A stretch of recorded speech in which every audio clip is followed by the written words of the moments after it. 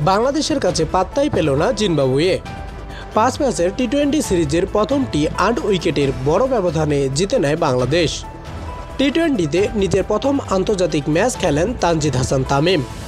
তার ইনিংস সাজালেন ৪-৬-এর ফুলঝুরিতে। অভিষেক এই ব্যাটারের আগ্রাসী 50-তে জিম্বাবুয়েকে ৮ উইকেটে হারিয়েছে বাংলাদেশ। এই জয়ে ৫ ম্যাচের সিরিজের ১-০তে এগিয়ে গেল টাইগাররা।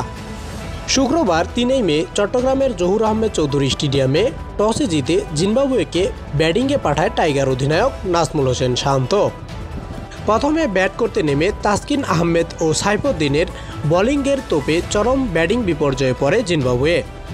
তবে ওয়েলিংটন মাসাকাদ্জা ও ক্লাইভ মান্দাদের ব্যাটিংয়ের ওপর ভর করে সম্মানজনক পুঁজি পায় জিম্বাবুয়ে।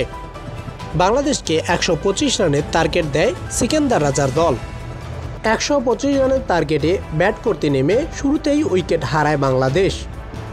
ইনিংসের দ্বিতীয় ওভারে দলীয় ৫ রানে ৩ বলে ১ রান করে সাজঘরে ফিরে যান লিটন কুমার দাস।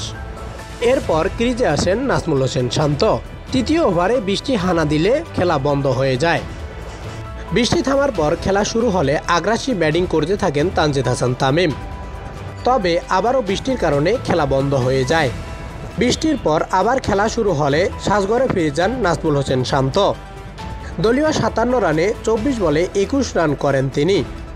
শান্তর বিদায়ের পর ক্রিজে আসেন তাওহিদ হৃদয়। তাওহিদ হৃদয়ের সঙ্গে আগ্রাসী ব্যাটিং চালিয়ে যান তানজিদ তামিম। ৩৬ বলে নিজের প্রথম আন্তর্জাতিক 50 তুলে নেন এই টাইগার ওপেনার। জিম্বাবুয়ে বোলারদের সুযোগ না দিয়ে রানের চাকা সচল রাখেন দুই ব্যাটসম্যান।